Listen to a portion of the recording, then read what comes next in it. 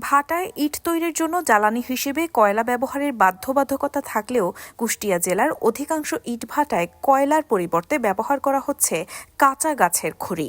প্রতিদিন হাজার হাজার মন কাঁচা কাঠ পড়ছে এসব ইটভাটায়। বিপুল পরিমাণ কাঠের যোগান দিতে গিয়ে নির্বিচারে কাটা হচ্ছে সড়ক ও বনাঞ্চলের গাছ, ফলে পরিবেশ পড়ছে মারাত্মক হুমকির মুখে।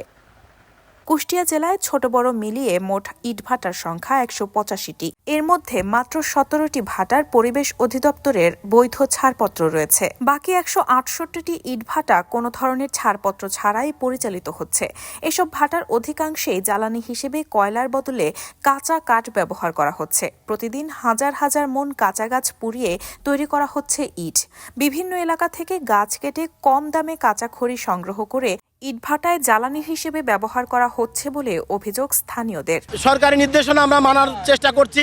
ভাটা করার সময় বলেছে যে স্কুল থেকে ফাঁকে করা লাগবে, এলাকা থেকে ফাঁকে করা লাগবে, আমরা সেটা করছি স্যার। আমরা আমাদের এই ভাটার আশপাশে কোথাও স্কুল নাই, কোথায় আমরা নদী বন্দর এলাকা দেখেন তো পদ্মা নদীর কিনারে এই ভাটা ব্যবসার সাথে লক্ষ লক্ষ শ্রমিক জড়িত। এই শ্রমিকদের বেকার করে দিয়ে এরা কি করবে স্যার?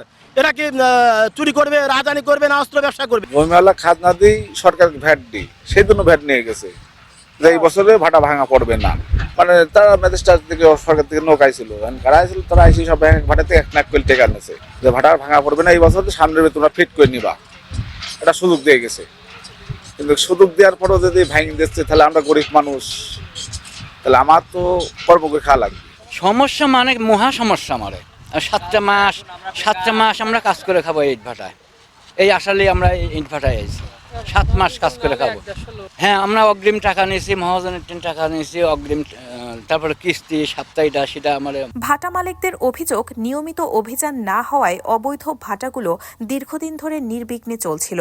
অনেক সময় সরকারি কর্মকর্তার পরিচয় দিয়ে কেউ 1 লাখ, কেউ 5 লাখ টাকা দাবি করতেন বলেও জানান তারা। এনাদের অভিযোগ এখানে হচ্ছে পরিবেশের যে নিয়ম শৃঙ্খলা সেটা মানা হয় না, যে বিধিবিধান আছে, নিয়ম শৃঙ্খলা আছে পরিবেশ অধিদপ্তরে, সেটা মানা হয় না। এই অভিযোগে আজকে এখানে ভাটা ভাঙছে। এখন ভাটা ভাঙছে ঠিক আছে, কিন্তু ভাটাতে প্রত্যেক বছর 5 লক্ষ টাকা করে প্রত্যেক ভাটা মালিক ভ্যাট ট্যাক্স দেয়। তো ভাটা যদি অবৈধ হবে সেক্ষেত্রে সরকারকে ভ্যাট ট্যাক্স ঠিকই দেওয়া হয় এই জায়গা থেকে। মানে প্রত্যেকে ঋণ নিয়ে, পাবলিকের থেকে, ব্যাংক থেকে লোন নিয়ে এই কাজ করা। এখন এক্ষেত্রে যদি ভাটাগুলো ভেঙে দেওয়া হয়, মানে এদের সুযোগ দেওয়া উচিত, প্রত্যেক ভাটাওয়ালাকে সুযোগ দিয়ে একটা আলটিমেটাম, একটা সময় দিয়ে ভাঙা উচিত। অভিযানের ধারাবাহিকতায় কুষ্টিয়ার কুমারখালী উপজেলার চরসাদীপুর ইউনিয়নে অনুমোদনহীন 9টি অবৈধ ইটভাটা গুঁড়িয়ে দেয় ভ্রাম্যমাণ আদালত।